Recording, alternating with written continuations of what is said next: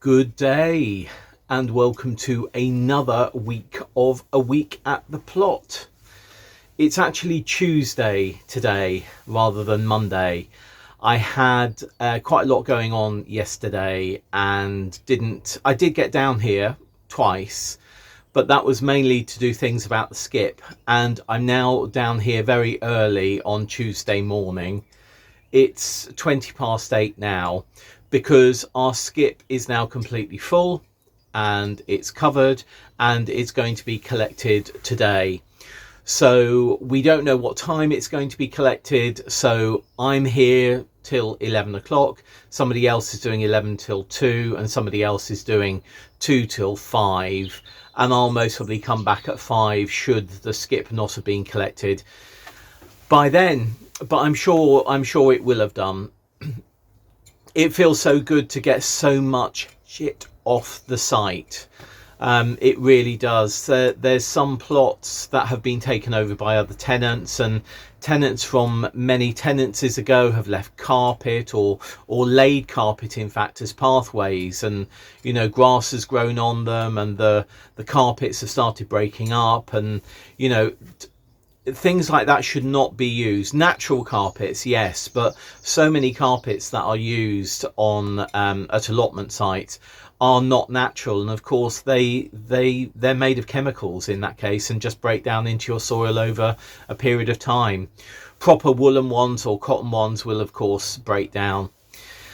So yeah, it's great to have got that all sorted, and I will be so relieved when I hear that skip lorry and the clanking of the chains coming down the road, and I'll know that in a few minutes that skip will be gone. So yeah, looking forward to that. I mean, how ridiculous to start the week looking forward to a skip being removed. But it's also quite a momentous day today, or in fact yesterday was a momentous day, because yesterday 2 years ago was the first segment of A Week at the Plot that I did. So this is sort of the start of the third year. I say sort of because in the first week I think I did 10 days. I did something like Thursday to the following Sunday. So I think this must be the 104th video in A Week at the Plot, I think, because I've done one a week. So that's quite something. I don't know how things will change over the coming year, and of course we're thinking about moving, and a number of you have asked about our move. Will we be able to keep this plot here when we move? No, we are not going to be. We do not think we are going to be in this area. We think we're going to be 250 miles away from here, further up north towards Manchester, Macclesfield in fact, or towards Wales in a sort of corridor. So this plot, which used to be 2 half plots, will end up being somebody else's plot. It is not going to be our plot for longer than the time that we have here. I mean, obviously if we're moving 200 miles away we can't look after it, but also because the charity is the charity of William Hobbain, and our ward where we live is the Hobbain ward of Ealing Council. This allotment site is for people who live in W7 postcode. So any new tenants who come here are W7 residents. So it's quite tight. But when in 1484, when William Hobbain gave the first land to for the good of the people of his local parish, the charity that is now is sort of honouring all of that, all of those centuries of work of doing things locally for people. And that's why this allotment site and the community gardens, in fact, to be a tenant here you have to be resident, you have to live and have a home in W7. That doesn't mean you have to own a home. Obviously, if you're renting, or if you're living in a council house where you'd be renting, of course, you can live here as well. You don't have to own a home. You just have to be a tenant of the ward of Hobbain. So there we are. Yesterday we had a lot of rain at one point. There's a plane going over. Let me just pause. Yes, yesterday we got a lot of rain for a very short period of time. I think about 10 minutes, around 4:45, 5 o'clock, something like that. And a lot of rain came down. And in fact, being down this early with the sun creeping over the site and the plot here, there's an awful lot of dampness on the grass, so I don't think I'm going to be strimming today, which actually is just as well because I've left my battery at home. But what I am noticing, of course, is that the potatoes have really risen up in rejoicing the rain. They're looking bright and pert and very happy. Obviously they've had a really good washing because the rain was very heavy for that 10 minutes. They've had a really good drenching. All of the dust has been washed off them, and they're looking sort of quite upright. And I think now is the time that we're going to start heaving the compost up around them. So I think I'm going to be doing some of that today. But the rest of the things I'm just going to be weeding. So I'll see you out and about when I'm doing things over the next few hours.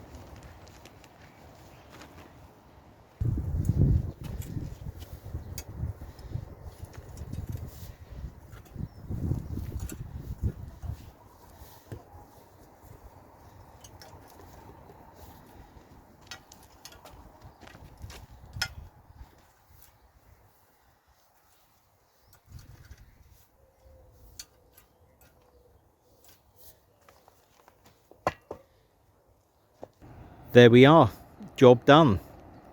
So the beds at the front here, the darker bed at the front and the 2/3 bed at the back there that is also darker, they have been weeded with my big fork. So I've gone down and loosened the soil but not really turned it. I've scuffed the top of the soil up, but I've lifted the soil and taken roots out rather than giving it a really good turning over. The cinquefoil in there and the couch grass and the bindweed needed to come out, or else it would just proliferate, which I don't want it to do. But I have to say it was less than previous years. These beds here, particularly the two darker beds, which have had a top dressing of soil conditioner, They have not been forked deep for a long time, but they did need the fork going in to get deeper roots out. Because as you know, we're basically no dig here, but I do believe in getting perennial roots out. There's a plane going over, so I'm going to stop. So these two beds are going to be our climbing bean beds, and I'm going to put two apexes in the front bed and a single apex in the back bed, and I might do a single row on the left hand side of rock and core, which are bush beans. So I'm going to maximize the use there. The broad beans on the right that you can see, they're still hanging in there and growing and doing their thing. There are some beans forming there now, which is great, but it's been such a mixed affair of beans, broad beans this winter for us. But that bed and the garlic bed, which you can see behind it, they are going to be my next job of work, and they are just going to be going in with my hand fork and taking out any weeds, because the important thing is weeds do like nutrients to grow, and if you leave them, they'll just suck up nutrients that your plants would be taking up. So where you can, do weed. I know it's a challenge for many, but it really is one of those jobs that we should all try and keep on top of. Not that I think I am at the moment, but I'm pleased that I've weeded down the left hand side of these two beds on the left. You can see I've left a dandelion in halfway down, but I've taken out all of the cinquefoil that was lining the outside edge of that bed between the banner and the actual edge of the bed. That cinquefoil is just a horrible thing, but there we are. Anyway, I'm happy with what I've done today. I'm going to sit down now and have a cup of tea and just make a few notes, and I will see you again soon for another segment of A Week at the Plot. Maybe tomorrow, maybe Thursday. Bye. Good day.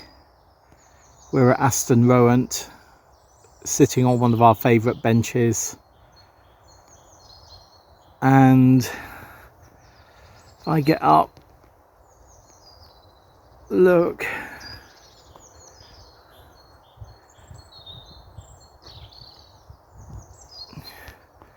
the swathe of bluebells. There's Richard. Look at that.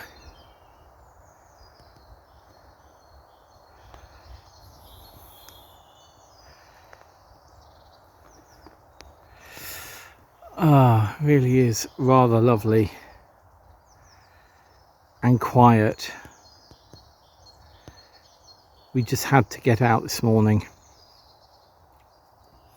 I think I'll be at the plot later. If so, I will see you then.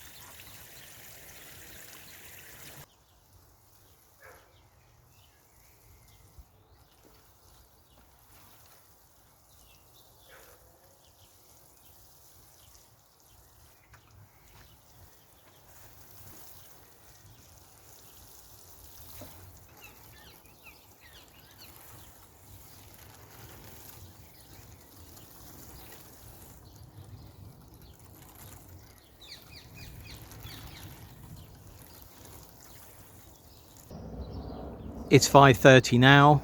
I came down a couple of hours ago, but I've been talking to so many tenants here this afternoon. I've really only done about half an hour's work so far. I started off doing strimming, and before I did that I took the seed heads off dandelions, the dandelions that had already gone to seed.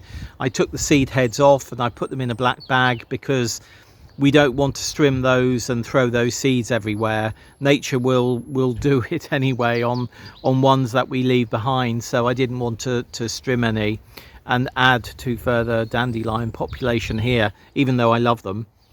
And then I put my fingers down the edges, just down here, to see if there were any frogs or toads. I did move 2 frogs, and I put them down here where it's overgrown and a bit damper. This is a sort of wildlife area around the bins, just down here. There is actually a family of frogs that lives under this umbrella stand in this area between the umbrella stand and this tub, or in fact under both of those. So I've left this area unstrimmed around here. And after I did that, I got on with watering. I watered the blueberries with water that had been in the watering can for a couple of days, so it had had time to gas off. And then the mange two have had 1 watering each. That was just with bog standard tap water. I've done this bed as well. And what I normally do is I do a watering, then I leave 30 minutes and do another watering, so that first watering breaks the ground with its water and starts sinking in, but the second watering will really get down to the roots of the plants. I'm a bit tight on time, so I might just leave it 15 minutes. I'll see how it goes. I'm also going to water... Oh, I've got a bit of grass on the end of my stick. I'm also going to water the bed down here where we're putting the beans in. I did that bed, I prepared it the other day, as you know, and it was quite dry at the time, I felt, even though we'd had the rain the day before, the heavy rain for 15 minutes. But I'm going to give that a water, and basically I'm just giving most things a water, including the broad beans. I won't be watering the garlic. I haven't weeded that bed yet, but I will see if I can get on and weed that over the weekend. But I'm just letting the garlic now get on with itself. We're almost in May. We're going to be harvesting that at the end of May. So I want it to start drying off now. And if we get rain, obviously that will be fine. But I'm not actually doing any watering of them anymore. So that's it. A bit of a walk this morning and a bit of work on the plot this afternoon. Yeah, I think it's time to start thinking about taking the brassicas out of this brassica bed, and maybe the stalks. The top bits can go into the compost, but the stalks maybe go onto a dead hedge. I'll talk to one of our fellow plot neighbours about that, because if we can do that for plot tenants, I think that would be quite good. Because I mean, you could dig them into a trench and obviously you can smash them and put them into compost. But I think some people find that either a bit of a faff or a bit difficult. So if we can use the dead hedges that we have now for brassica stalks, I think that might be beneficial. I'll have a chat. Right, I'm going to leave it there. I'll be down tomorrow to do the raking of the strimmings, and there's a bit more strimming on the other side of the plot that I need to do as well. So I'll do that tomorrow. And I may bring you with me, or I may see you at the weekend. Okay, bye.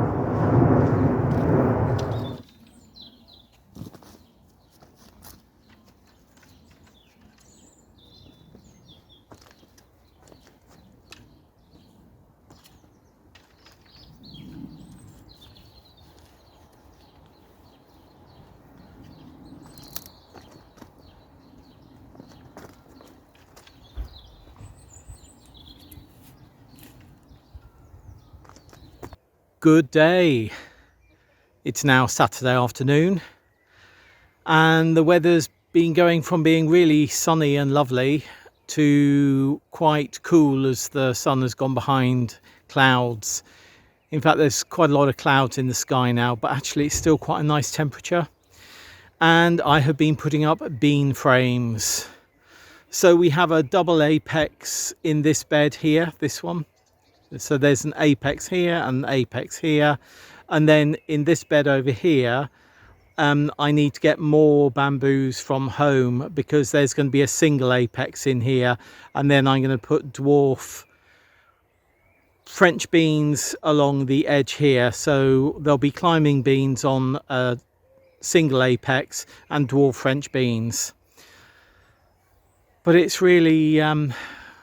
I don't know, this is a job that I used to really love, and as I get older I find stretching up high quite difficult, and I tend to put as many up as I can, and then if I'm going to tie in at the top I do that on a different day. I've tied in the cross braces each end, but I haven't attached the actual apex bamboo to the top cane as yet. A couple of years ago and last year I didn't actually attach them. I let the beans wind up, and when they reach the top they sort of lock themselves in as they anchor the bamboo that is vertical to the bamboo that's horizontal. So we'll see how it goes. What I think I will have to do, as I've done previous years, is the actual edge ones, the ones where they are tied in. I'm going to put a rebar down here and attach the rebar to the bamboo. So I've got quite a few rebars. I will need 1, 2, 3, 4, 5, 6, 7, 8, 9, 10, 11, 12 for this. And I do have those, so I will do that. But talking about the weather, let me show you something that I hadn't expected to see when I came down this morning, or this afternoon in fact. You see here,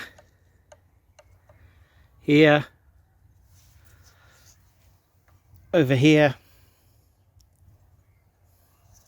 frost bitten Colleen early potatoes. I hadn't expected a frost last night. If I had, I would have fleeced them, but I just wasn't expecting a frost. But my fellow plot neighbour next door said that when she was down this morning, it was -2 in the greenhouse, in their greenhouse. So, yeah, we're still getting frosts. I mean, they do say ne'er cast a clout till May is out, though I didn't expect in a raised bed for these potatoes to be frostbitten today. But you know what? they'll survive, they'll come back from this, but I'm going to keep an eye on the temperature at night, and if it says it's going to get down to 3 or 4, not 3 or 4, 3 or 4, I will fleece. Hey ho, there we are. Right, I'm going to say goodbye for this segment of A Week at the Plot, and I'll see you again tomorrow. Bye.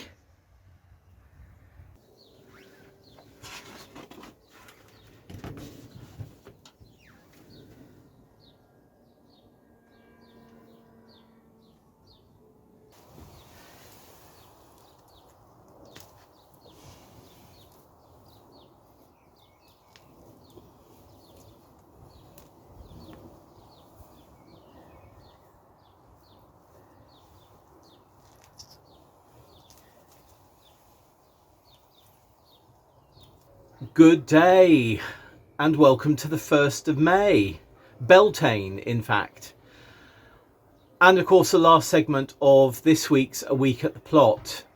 And I know I say it every month, but I can't believe another month has gone by, and I sort of feel a little behind where I want the plot to be at the moment.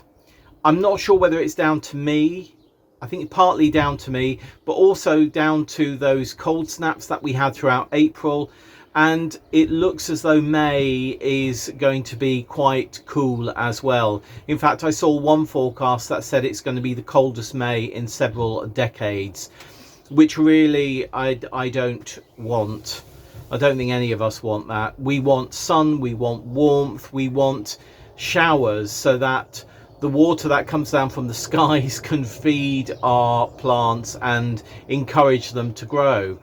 Because if I could have water tanks here and could collect natural water, I would do, but maybe at our next place, but there's no doubt about it in my mind that water straight from the tap compared to water that has either gassed off or is natural rainwater, it doesn't do as good a job from the tap. But you know what, it does a job, and we eat a lot from our plot. On that, a mixed bag, or a mixed bunch rather, of carrots. But you know what, they're going to be great for lunch. I think we'll have some hummus with the carrots and some crackers for lunch, and a little bowl of soup, because we've got some soup left over from yesterday, some carrot and lentil soup. These have overwintered in the polytunnel. It's the first picking. I'm relatively happy with them. I mean, you know, to have fresh carrots in May is absolutely lovely, but I might do it again. I mean, it depends where we are, really. You know, will we still be here or not? But I think I would give overwintering carrots another go, another year. Just to wrap this up, I was talking to a fellow plot holder yesterday about the fact that our Colleen potatoes had been frostbitten, and they are right at the bottom of the allotment site, much closer to the river than we are, and in some ways sort of therefore less exposed. And I think there is a period of time around this time of year, and also around sort of October, where the lower end of the plot is actually slightly warmer than the top end of the plot. Usually it's the other way around. For a good chunk of the winter and a good chunk of the summer, it's the other way around. But I think that frost that we had the other day, I think the temperature of the River Brent, kept them above frosting, because none of their potatoes have been frostbitten. And when I went down and had a look earlier on today at other people who have got potatoes growing down there, none of theirs were frostbitten, and ours up here were, and various other people in this top end have had theirs frostbitten too. So I'm sure there's a period of time at this time of year, as I say, and in October, where that lower end of the plot, because of the breeze that will come off the River Brent and the temperature of the water, it will just keep them above frost level, where the greater chunks of the summer months and the winter months, we're generally warmer up here. So I think it's totally down to the warmth of the River Brent and a breeze blowing across. Anyway, look, a brief one today. I just wanted to come down and do a few things. I'm going to go home, edit this and upload it, and I will see you again very soon for another week of A Week at the Plot if you're on Planet Vegetaria, or in a week's time for another full week of A Week at the Plot if you're on YouTube. I will be down. Oh, the Aquilegia's down. Down. Out. The Aquilegia's out. I hadn't noticed. I will be down later on to do a few more things, and I will need to shut up the polytunnel which I've opened. This time of year I open it in the morning and shut it at night. As we get further into June, I usually leave it open by about 6 inches, but at the moment, because of the weather that we're having, I'm definitely going to be coming down, opening it in the morning, coming down, closing it at night. Anyway, I'm going to leave you now, and I will see you again very soon for more segments of A Week at the Plot. Bye.